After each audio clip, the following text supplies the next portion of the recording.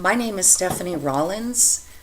I'd like to make a disclaimer that this is not a real counseling session. This is a practice counseling session for training purposes in the graduate program at LeTourneau University.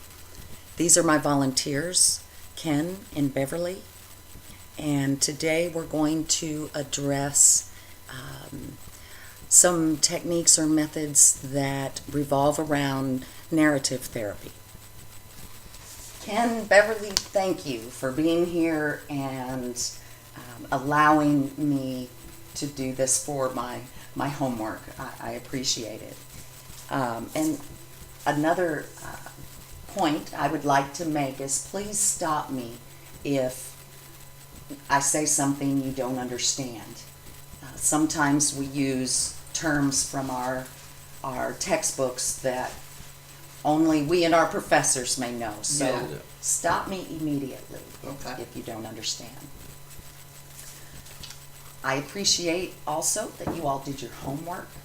I'm going to look that over privately and give you all feedback. I will not show anybody. I won't even show your spouse. It's up to you to show each other if you want.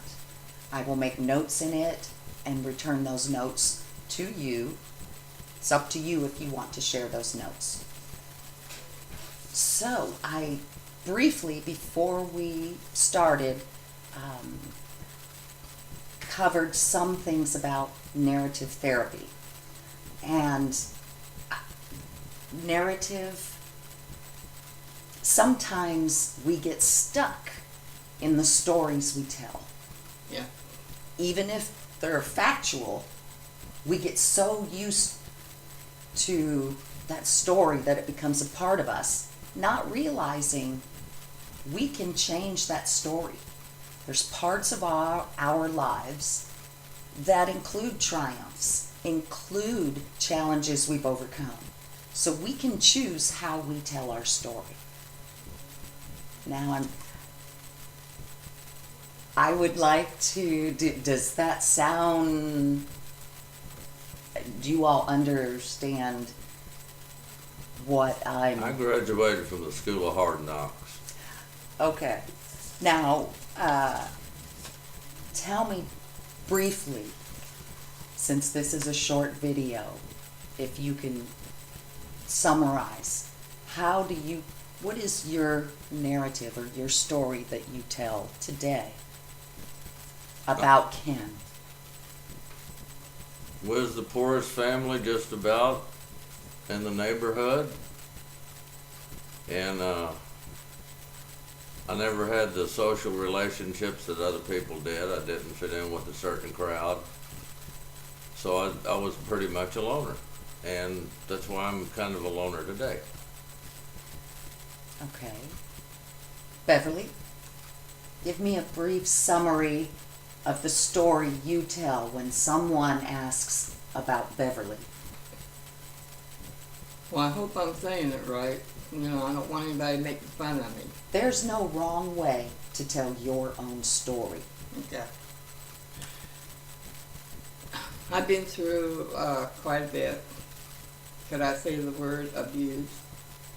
I have. And also that I have been through, I can't say that word, child molest. Mm-hmm. Okay. Yes. And I've been through so many marriages of, that all they wanted to do was beat me up. And I just feel that it's about time for me to, I hope I'm saying it right, it's about time for me to grow up, okay? I'm seeing what my life is every day now, and I want to fix it. Okay. I'm not saying it right. What makes you think you're not saying something right? What, can you explain that to me?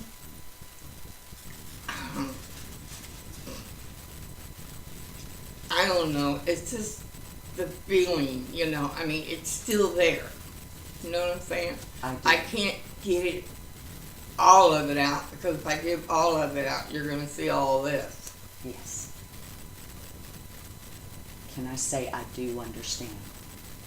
And if I shared a summary of my narrative, something we call self-disclosure sharing, my narrative would also include so much tragedy, abuse, homelessness, things that young people shouldn't have to endure, but many of us do.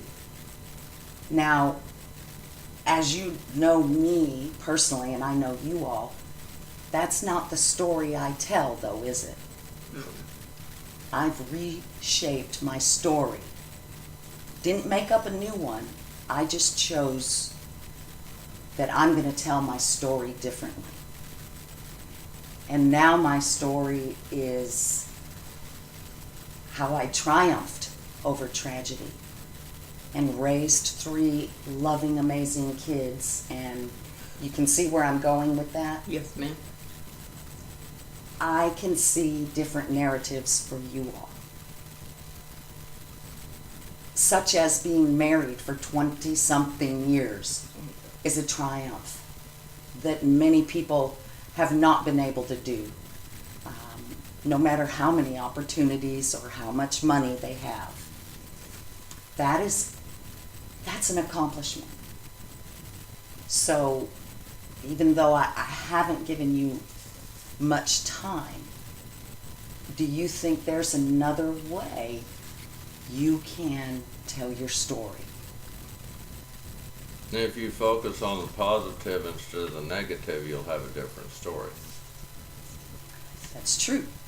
And part of narrative therapy, the basic idea is that people can develop alternative stories that are more empowering.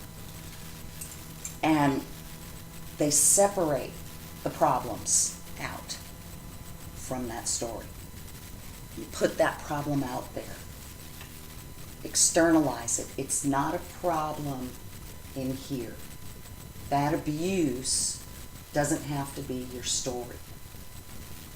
That's something that happened. It's not who you are. It happened to you.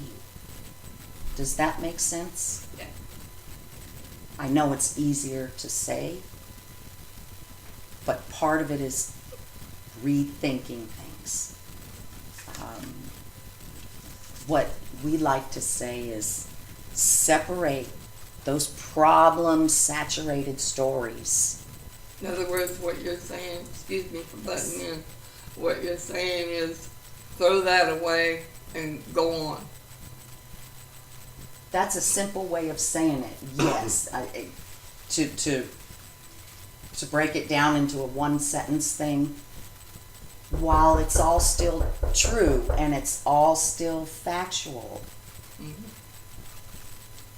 we can make space for new and more constructive views, such as if we put that out here. For example, I put the abuse and the homelessness and the tragedy, I separated it out to make space for a better story. Still true, still me. It's changing how you think about it. Because when you tell yourself a story long enough, you get stuck in it. Yeah.